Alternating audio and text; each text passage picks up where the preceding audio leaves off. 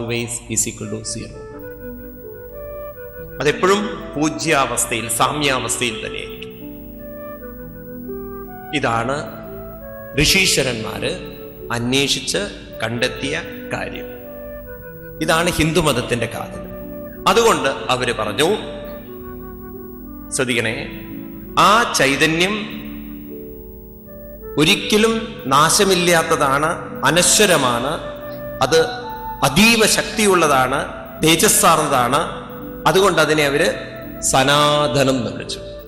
സനാതനം എന്ന് പറഞ്ഞാൽ ഒരിക്കലും നശിക്കാതെ.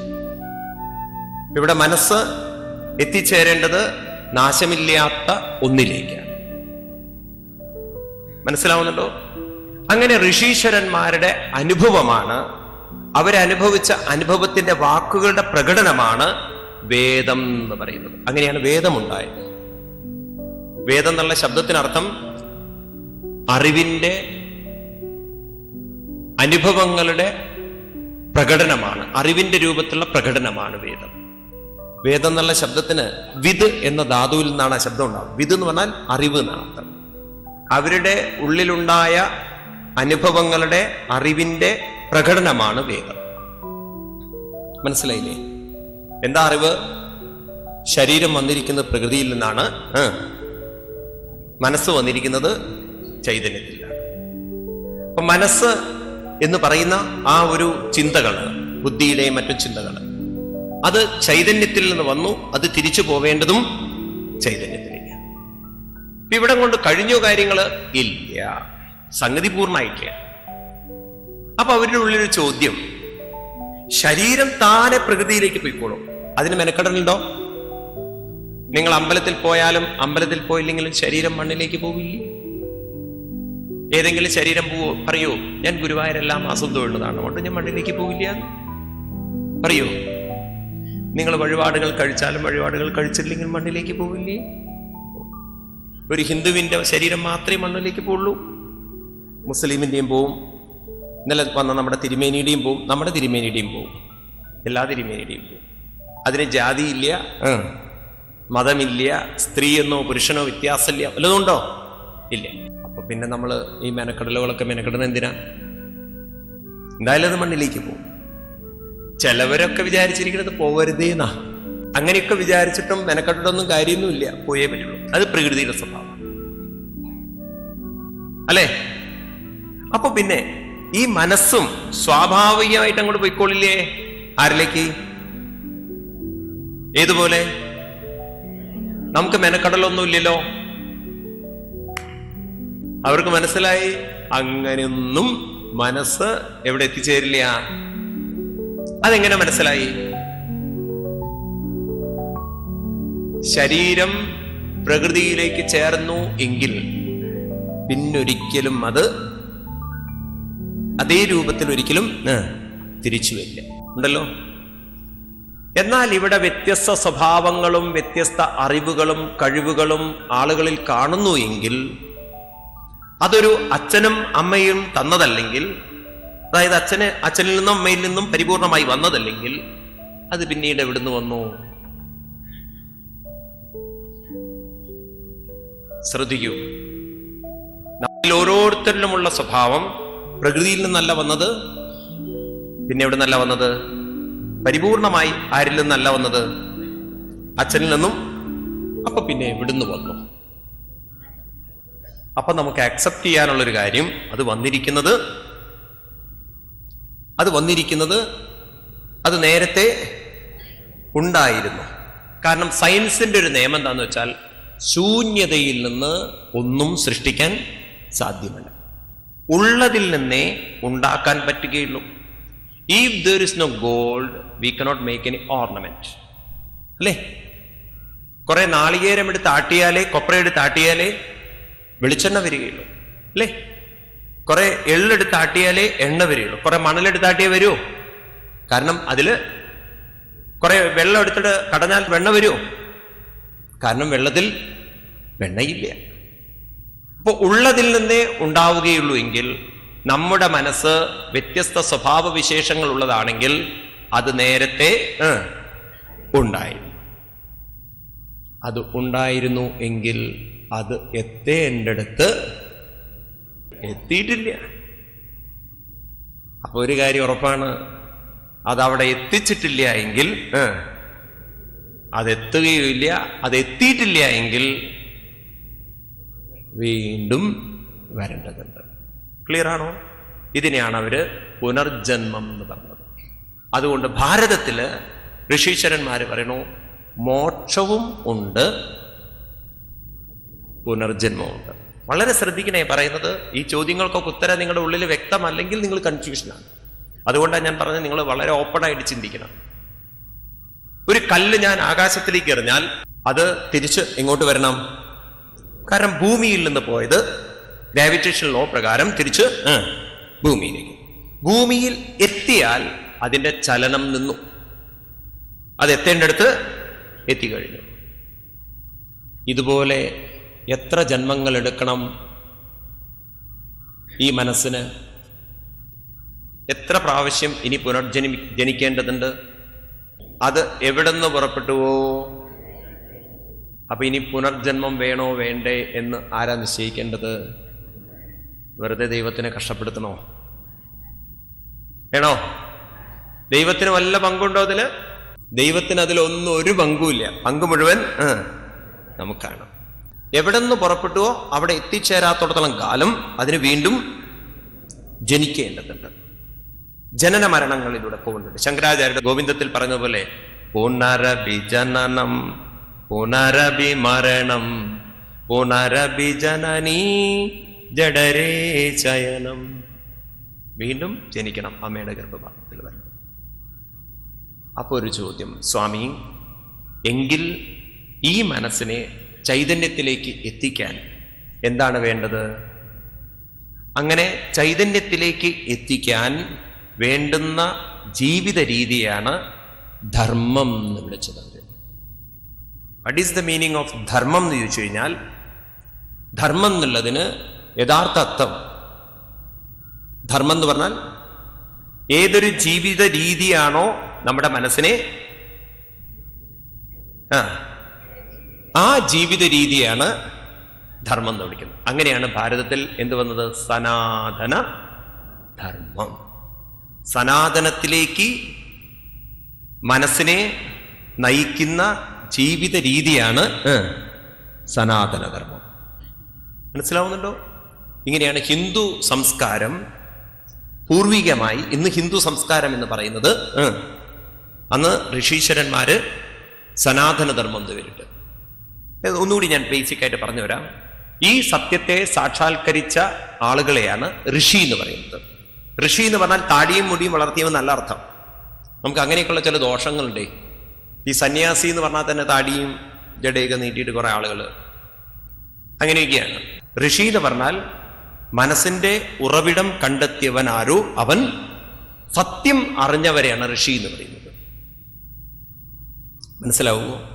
അങ്ങനെ അവര് പറഞ്ഞ വാക്കുകളെയാണ് എന്ത് പറയുന്നത്? വേദം എന്ന് പറയുന്നത്. വേദം എന്ന് പറഞ്ഞാൽ അവരുടെ അനുഭവം, അതിൽ വരുന്നതാണ് ഏത്? സനാതന ധർമ്മം. എന്താ അവര് കണ്ടെത്തിയത്? സനാതനമായതിലേക്കാണ് ആര് പോകേണ്ടത്? നമ്മുടെ മനസ്സ് പോകേണ്ടത്. അപ്പോ ധർമ്മം എന്ന് പറഞ്ഞാൽ അവിടം കൊണ്ട് നിൽക്കുന്നില്ലേ, കുറച്ചുകൂടി അതിനൊരു ഒരു ഒരു എന്താണ് വിശദീകരണം ആവശ്യമുണ്ട്. ധർമ്മം എന്നതുകൊണ്ട് ശരീരം പ്രകൃതിയിലേക്ക് പോണം, മനസ്സ് ചൈതന്യത്തിലേക്ക് പോകണം.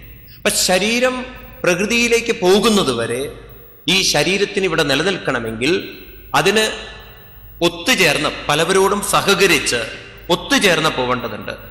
അതുകൊണ്ട് പ്രകൃതിയോട് ഒത്തുചേർന്ന് പോകുന്നതിനെയും ധർമ്മം എന്ന് വിളിക്കും. മനസ്സിനെ അതിന്റെ ഉറവിടത്തിലേക്ക് എത്തിക്കുന്നതിനെയും ധർമ്മം. അതുകൊണ്ട് ഇവിടെ രണ്ട് ധർമ്മങ്ങൾ ഋഷീശ്വരന്മാര് പറഞ്ഞു. ഒന്ന് ഏതിന്റെ ധർമ്മം? ശരീരത്തിന്റെ ധർമ്മവും. രണ്ട് മനസ്സിന്റെ ധർമ്മം.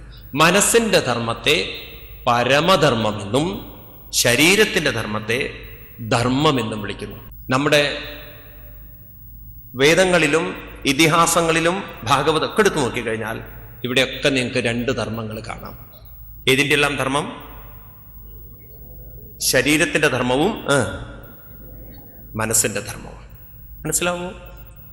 മനസ്സിന്റെ ധർമ്മത്തെക്കുറിച്ച് പറയുന്നതാണ് നമ്മുടെ വേദങ്ങളിലെ ആധ്യാത്മികമായ ചിന്തനങ്ങൾ.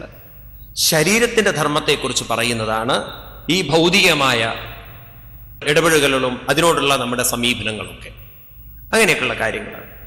കൂടുതൽ നമുക്ക് ഭാഗവതത്തിലൂടെ വരുമ്പോൾ ഞാൻ വിസ്തരിക്കാം. ഏതായാലും ഇത്രയും മനസ്സിലാക്കൂ. 2 ധർമ്മങ്ങൾ, ഒന്ന് ശരീരത്തിൻ്റെയും 2 മനസ്സിൻ്റെയും. അങ്ങനെ ഋഷീശ്വരന്മാര് ഇത് വികസിപ്പിച്ചു കൊണ്ടുവന്നു. ഇനി അതിലേക്ക് കൂടുതൽ പലരുടെയും ആശയങ്ങളും പല മഹർഷിമാർ പലരുടെയും അനുഭവങ്ങളും വന്നു ചേർന്നപ്പോൾ ഇവിടെ എന്തുണ്ടായി? ഇവിടെ ഒരു കാര്യം അവർക്ക് മനസ്സിലായി, മനസ്സിനെ ചൈതന്യത്തിലേക്ക് എത്തിക്കാൻ അനവധി മാർഗങ്ങളുണ്ട്. ഒരു മാർഗം മാത്രമല്ല, പല വിധത്തിലുള്ള മാർഗങ്ങളുണ്ട്. അതുകൊണ്ട് ഭാരതത്തിൽ മാർഗങ്ങൾ അനവധിയും ലക്ഷ്യമൊന്നുമായി. കർമ്മത്തിന്റെ മാർഗത്തിലൂടെ എത്തിക്കാം, ജ്ഞാനത്തിന്റെ മാർഗത്തിലൂടെ എത്തിക്കാം, ഭക്തിയിലൂടെ മാർഗത്തിലൂടെ എത്തിക്കാം, പ്രാണായാമത്തിന്റെ മാർഗത്തിലൂടെ എത്തിക്കാം, അഷ്ടാംഗയോഗത്തിന്റെ മാർഗത്തിലൂടെ എത്തിക്കാം. ഇങ്ങനെ പല മാർഗങ്ങളിലൂടെ എവിടെ എത്തിച്ചേരാം? അപ്പോൾ ഋഷികൾ, നമ്മുടെ പൂർവികന്മാര് പറഞ്ഞു, മാർഗം അനവധിയാണ്, ലക്ഷ്യമെന്നാണ്. അതുകൊണ്ട് ഭാരതത്തില് ഒരു ഓപ്പൺനെസ് വന്നു. ഓപ്പൺനെസ് എന്ന് പറഞ്ഞു കഴിഞ്ഞാൽ വി ക്യാൻ ആക്സെപ്റ്റ് എവ്രിതിങ്. നമുക്കറിയാം ഏത് മാർഗമായാലും കുഴപ്പമില്ല. നിങ്ങൾ മാർഗത്തെക്കുറിച്ച് തർക്കിക്കരുത്. പ്രാധാന്യം ഏതിനാണ്? ലക്ഷ്യത്തിനാണ്. ഭാരതത്തിന്റെ ഏറ്റവും വലിയൊരു അനുഗ്രഹം അതായിരുന്നു. ഇതൊരു വ്യക്തിയിലൂന്നിയ സംസ്കാരമല്ല, പല മഹാത്മാക്കളിലൂന്നിയ സംസ്കാരമായതുകൊണ്ട്, പല മഹാത്മാക്കൾ പല രീതിയിലുള്ള സമ്പ്രദായങ്ങൾ ഫോളോ ചെയ്തതുകൊണ്ട് അവരൊന്നും അന്ധമായി ഒരാളുടെ ചിന്തകളെ ഫോളോ ചെയ്തില്ല. അതുകൊണ്ട് അനവധി മാർഗങ്ങൾ വന്നു. അനവധി മാർഗങ്ങൾ വന്നതുകൊണ്ട് വേദത്തിന് അനവധി ശാഖകൾ വന്നു. അങ്ങനെയാണ് ഋഗ്വേദം, യജുർവേദം, സാമവേദം, അഥർവവേദം ഇങ്ങനെയുള്ള ശാഖകളൊക്കെ വന്നത്. അതുകൊണ്ട് ഈ ഏതൊക്കെ വേദങ്ങളാവട്ടെ ഇതിലൊക്കെ പറയാനുള്ള കാര്യം ഒന്ന് തന്നെ, പക്ഷെ പറയുന്ന രീതി വ്യത്യസ്തമാണെന്ന് മാത്രം. മനസ്സിലാവുന്നുണ്ടോ? അതാണ് ഭാരതത്തിന് ഏറ്റവും വലിയൊരു അനുഗ്രഹം എന്ന് പറയുന്നത്. ഏത് മാർഗത്തിലൂടെ പോയാലും ലക്ഷ്യത്തിലെത്തിച്ചേർന്നാൽ മതി.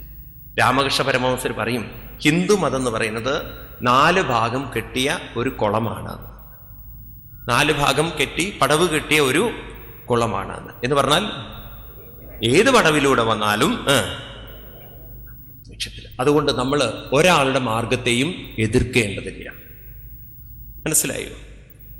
അങ്ങനെ നമ്മുടെ ഭാരതീയ സംസ്കാരം വീണ്ടും ധന്യമായി. അങ്ങനെ ക്രമേണ അത് ഉരുത്തിരിഞ്ഞപ്പോൾ മനുഷ്യന്റെ മനസ്സ് ക്രമേണ എന്ത് പറ്റി ചോദിച്ചു കഴിഞ്ഞാൽ, ആ ഉന്നതമായ ലക്ഷ്യത്തെ വിട്ടുപോയത് കൊണ്ടാണോ അറിയില്ല, അല്ലെങ്കിൽ വേണ്ടത്ര ഗൈഡ് ചെയ്യാനുള്ള ആളുകളില്ലാത്തത് കൊണ്ടാണോ അറിയില്ല, അവിടുന്ന് പതുക്കെ തെന്നി മാറി ലൗകിക ജീവിതത്തിന് പ്രാധാന്യം കൊടുത്തതുകൊണ്ട് ക്രമേണ എന്ത് പറ്റി?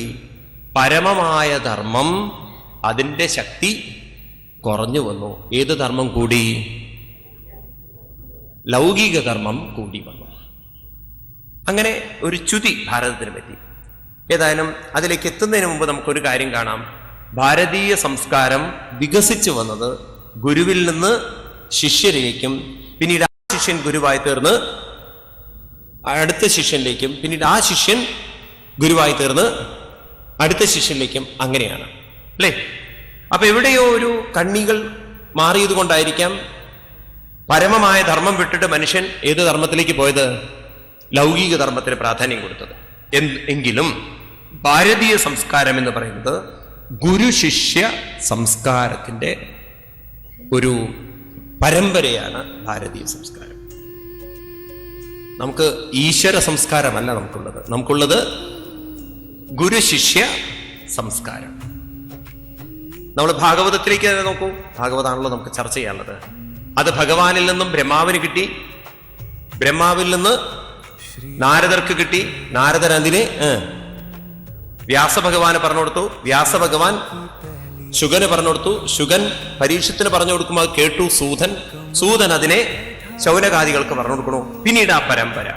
അപ്പൊ നമ്മുടെയൊക്കെ ഒരു കർത്തവ്യം എന്താണ്? ആദ്യം ആരാവണം? ആദ്യം ഗുരു ആവേ. ഏമായി. ആദ്യം തന്നെ മേലോട്ടാ കയറിയത്. ഒരു പയ്യൻ M.Com ഒക്കെ കഴിഞ്ഞ് ജോലിക്ക് അപ്ലൈ ചെയ്തു. ഇന്റർവ്യൂവിന് വിളിച്ചു, ജോലി കിട്ടി. പറഞ്ഞു ആദ്യം തനിക്കൊരു 5000 രൂപ തരാം, പിന്നീട് 3 മാസം കഴിഞ്ഞിട്ട് 8000 രൂപ തരാം. 3 മാസം നിന്റെ ജോലിയൊക്കെ നോക്കിയിട്ട് 3 മാസം കഴിഞ്ഞ് 8000 രൂപ തരാം. എന്നാ ജോയിൻ ചെയ്തോളൂ. എന്നുവെച്ചാൽ ജോയിൻ ചെയ്തോളൂ. ഉടനെ അവൻ പറഞ്ഞു ഞാനൊരു കാര്യം ചെയ്യാം, 3 മാസം കഴിഞ്ഞിട്ട് ജോയിൻ ചെയ്യാം. ഇതുപോലെ 3 മാസം എന്ന് പറയുന്നത് അതിന് മുമ്പ് ജോയിൻ ചെയ്തിട്ട് അവന്റെ പെർഫോമൻസ് നോക്കിയിട്ടാണ് 8000 കൊടുക്കാൻ പറ്റുന്നത്. അവൻ ആദ്യം അങ്ങോട്ടാ കണ്ണു വെച്ചിരിക്കുന്നത്. മോശമാവരുന്നില്ല. ഇതുപോലൊരു ചെറുപ്പക്കാരൻ എന്തോ വിരക്തി വന്നു, പരീക്ഷയിൽ നിന്ന് മാർക്ക് പറഞ്ഞുകൊണ്ടായിരിക്കാം വിരക്തി വന്നത്. നേരെ ഒരു ആശ്രമത്തിലേക്ക് കയറിച്ചു. സ്വാമിജിയെ കണ്ട് നമസ്കരിച്ചു. സ്വാമിജി ചോദിച്ചു എന്താ? അല്ല, ഞാൻ ആശ്രമത്തിലേക്ക് ജോയിൻ ചെയ്യാൻ വേണ്ടി വന്നതാണ്. വളരെ നന്നായി. അപ്പൊ ഇവിടുത്തെ എന്തെങ്കിലുമൊക്കെ ജോലികളൊക്കെ ചെയ്യാം, എന്താ എനിക്ക് അറിയുന്നത്? അല്ല, അക്കൗണ്ടൻസി വർക്കൊക്കെ അറിയോ? ഏയ് അതൊന്നും പഠിച്ചില്ല. അപ്പൊ അത് ചെയ്യാൻ പറ്റില്ല. എന്നാ ഒരു കാര്യം ചെയ്യും, വല്ല ക്ലറിക്കൽ വർക്കൊക്കെ ഒട്ടും അറിയില്ല, എനിക്കൊട്ട് താല്പര്യമില്ല. എന്നാ ഒരു കാര്യം ചെയ്യും, അടുക്കളയിലൊക്കെ വല്ലതും സഹായിച്ചു കൊടുത്തൂടെ? അയ്യോ അതും അറിയില്ല. എന്നാ പിന്നെ ഇവിടെ വേറെ വല്ലതും ഹെൽപ്പ് ചെയ്യാനൊക്കെ അവിടെ സഹായത്തിനൊക്കെ ഒരു ആളായിട്ട് അതൊന്നും വയ്യ. പിന്നെ ഇപ്പൊ തനിക്ക് എന്താ പറ്റുക? ഞാൻ ഇവിടുത്തെ ഗുരു ആയിക്കൊള്ളാമല്ലോ. ആദ്യം കയറുന്ന അങ്ങട്ടാ. അപ്പൊ ആദ്യം നമ്മൾ ആരാവണം? ശിഷ്യനാണ്. അപ്പോ ഗുരു ശിഷ്യ പരമ്പരയിലൂടെയാണ് ഭാരതീയ സംസ്കാരം ഉരുത്തിരിഞ്ഞത്. അപ്പൊ നമ്മുടെയൊക്കെ ജോലി ആദ്യം നമ്മൾ ശിഷ്യരായി, പിന്നീട് നമ്മൾ ഗുരുക്കന്മാരായി ഈ പരമസത്യത്തെ മനസ്സിലാക്കി മറ്റുള്ളവരിലേക്ക് പകർന്നു കൊടുക്കണം. ഏത് സത്യത്തെ? ശരീരത്തെക്കുറിച്ച് നമ്മൾ പഠിക്കേണ്ടതില്ല. നമ്മുടെ പൂർവികന്മാർ അത്ര പ്രാധാന്യം കൊടുത്തിട്ടില്ല. കാരണം പഠിച്ചാലും പഠിച്ചിട്ടില്ലെങ്കിലും ശരീരം പ്രകൃതിയിൽ നിന്ന് വന്നതാണ്. അത് തിരിച്ച് പഠിക്കേണ്ടത് മുഴുവൻ ആരെയാണ്? അപ്പൊ ചോദിക്കുകയാണ്, ഇനി പറയുന്നത് ശ്രദ്ധിക്കണേ, മനസ്സ് ചൈതന്യത്തിലേക്ക് എത്തണമെങ്കിൽ എങ്ങനെയുള്ള മനസ്സാണ് ചൈതന്യത്തിലേക്ക് എത്തുക? എല്ലാ മനസ്സുകളും ചൈതന്യത്തിലേക്ക് എത്തുമോ? ഇല്ല. ഇപ്പൊ എങ്ങനെയുള്ള മനസ്സാണ് ചൈതന്യത്തിലേക്ക് എത്തുക? അപ്പൊ നമുക്കറിയില്ല. അപ്പൊ ഋഷീശ്വരന്മാര് പറയുന്നു, നിങ്ങൾക്ക് ഗീത പരിചയമുണ്ടെങ്കിൽ ഭഗവാൻ ശ്രീകൃഷ്ണൻ അവിടെ പറയുന്നുണ്ട്, അർജുന 12ാമത്തെ അധ്യായത്തില് 2 തരം ഭക്തന്മാരുണ്ട്. ഗീതയിലെ 12ാം അധ്യായം ഭക്തിയോഗത്തില് എത്ര തരം? 2 തരം. 1ാമത്തെ കൂട്ടരെന്ന് പറയുന്നത് എന്റെ രൂപത്തെ കണ്ട് തൊഴുത് ആരാധിച്ചു പോകുന്നവരാണ്. രൂപത്തെ കണ്ട് തൊഴുതു പോകുന്നവരാണ്. 2ാമത്തെ കൂട്ടര് അവര് കൂടസ്ഥം അചലം ധ്രുവം, കൂടസ്ഥനായിരിക്കുന്ന അചലമായിരിക്കുന്ന ദൃഢമായിരിക്കുന്ന എന്നിൽ മനസ്സുറപ്പിക്കുന്നില്ല. അപ്പൊ ഭഗവാനെ, അങ്ങക്കിതിൽ കൂടുതൽ പ്രിയം ആരെയാണ്? അർജുനന്റെ ചോദ്യം. അപ്പൊ ഭഗവാൻ പറഞ്ഞു, രൂപത്തോടുകൂടി എന്നെ ആരാധിക്കുന്നവനെയാണ് എനിക്കിഷ്ടം. അപ്പൊ ഭഗവാനെ, അങ്ങയുടെ അവ്യക്തമായ തത്വത്തെ ഉപാസിക്കുന്നവനെ ഇഷ്ടമല്ലേ? അർജുന, എന്റെ അവ്യക്തമായ തത്വത്തെ ഉപാസിക്കുന്നവൻ, അവന്റെ മനസ്സ് സമബുദ്ധിയുള്ളതായി തീർന്നാൽ, അവന്റെ മനസ്സ് എങ്ങനെയുള്ളത്? സമബുദ്ധിയുള്ളതായി തീർന്നാൽ, തേ പ്രാപ്നുവന്തി മാം ഏവ, അവൻ എന്നെ പ്രാപിക്കും. പിന്നെ ഞാൻ ഇഷ്ടമെന്ന് പറയേണ്ട ആവശ്യമില്ലല്ലോ, ഞാനും അവനും ഒന്നായി തീർന്നു.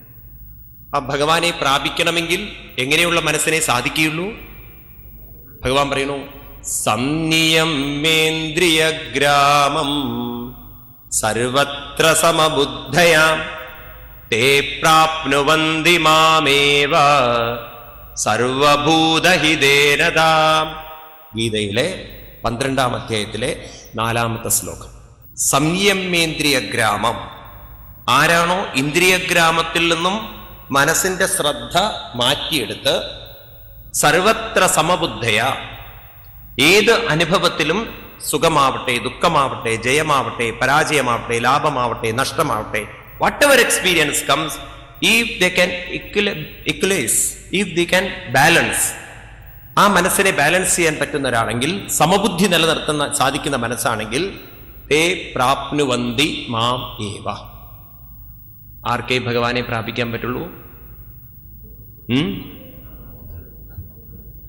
ആർക്കേ പറ്റുള്ളൂ? സമബുദ്ധി. സമബുദ്ധി ഇല്ലാത്തവർക്ക്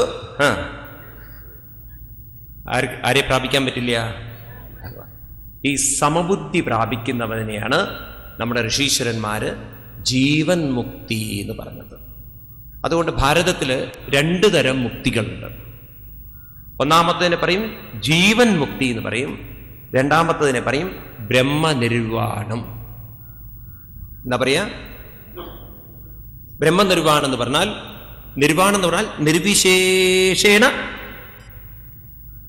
നിർവിശേഷേണ ലയിക്കുന്നതിനെയാണ് നിർവാണം. നിർവിശേഷേണ ലയിക്കണം, നിർവാണം.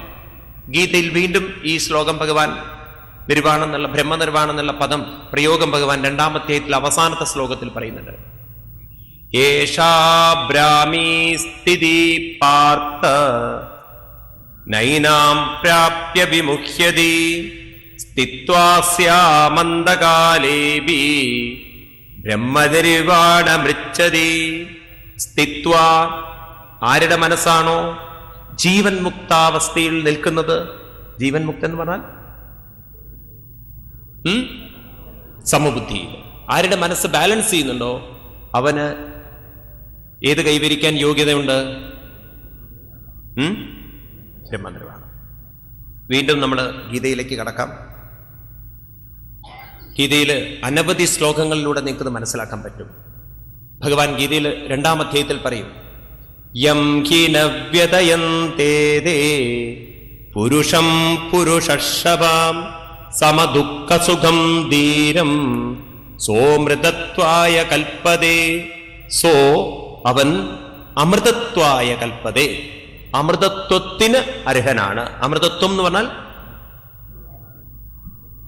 മൃതം എന്ന് പറഞ്ഞാൽ മരണം, അമൃതം എന്ന് പറഞ്ഞാൽ മരണമില്ലാത്ത തത്വത്തിലേക്ക്, സനാതനമായ തത്വത്തിലേക്ക്, മരണമുള്ള മൃതമുള്ള ശരീരത്തിൽ നിന്നും മരണമില്ലാത്ത സനാതനമായ തത്വത്തിലേക്ക്, ആ ചൈതന്യത്തിലേക്ക് ലയിക്കാൻ, ചേരാൻ അവൻ അർഹനാണ്.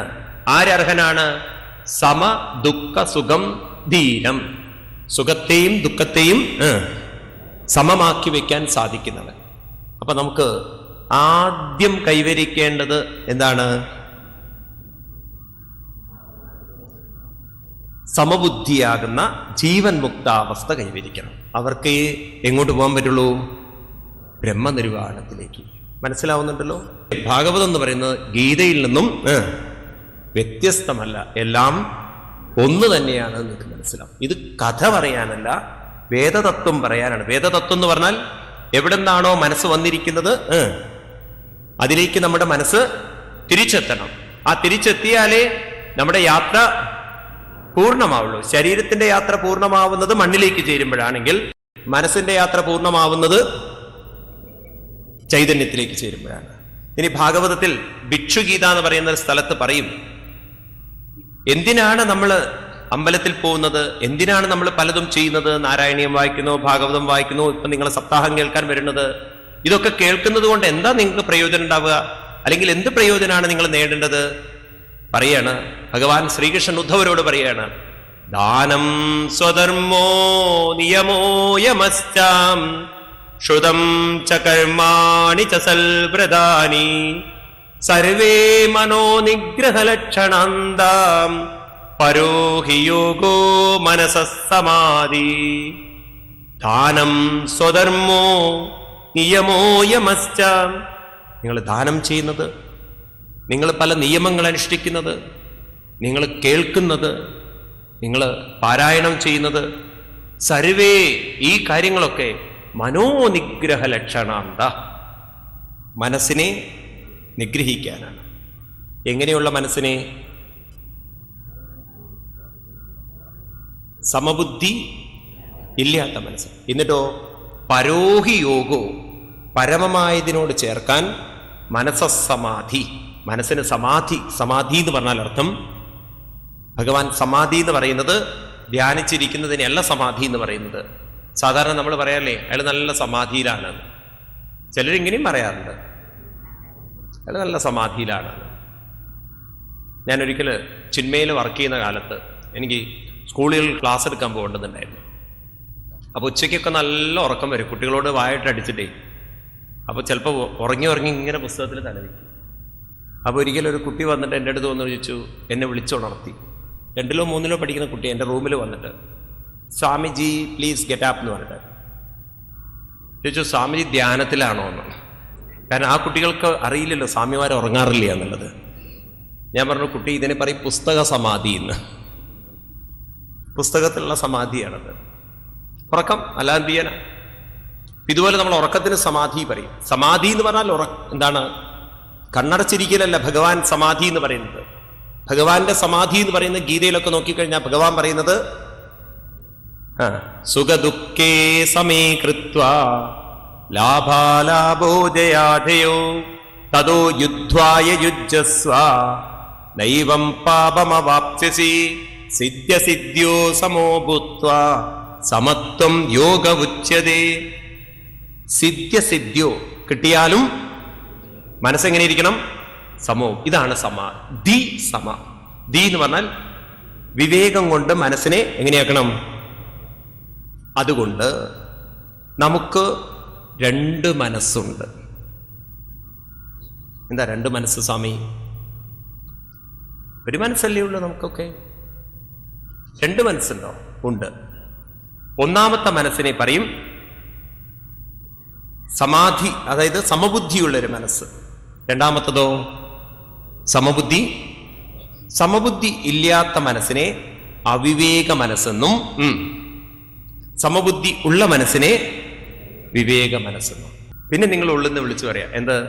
ആരെന്ത് ചോദിച്ചാലും അങ്ങോട്ട് പറയാം, തിദിക്ഷയാ കരുണയാ മൈത്ര്യാച്ച അഖില ജന്തുഷു.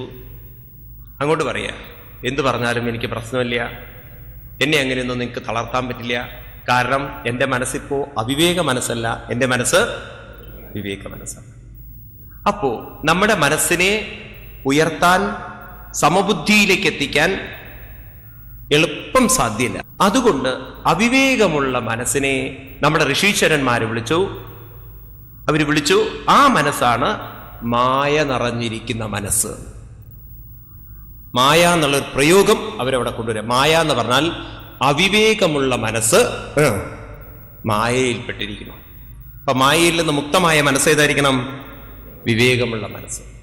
അപ്പൊ നമ്മളെ തളർത്തുന്നതും നമ്മളെ ആകെ അസ്വസ്ഥമാക്കുന്നതും എല്ലാം മായയാണെന്ന് പറഞ്ഞാൽ അർത്ഥം അവിവേക മനസ്സാണ്. ആ അവിവേക മനസ്സാണ് നമ്മളെ ജീവിതത്തിൽ പലപ്പോഴും പ്രശ്നങ്ങൾ ഉണ്ടാക്കിക്കുന്നത്, ദുഃഖിപ്പിക്കുന്നത്, തളർത്തുന്നത്. നമ്മൾ അറിയുന്നില്ല എന്ന് മാത്രം, നമ്മളത് തിരിച്ചറിഞ്ഞിട്ടില്ല. അതുകൊണ്ട് നമ്മൾ ഇനി ഇവിടുന്ന് തുടങ്ങാൻ പോവുകയാണ്.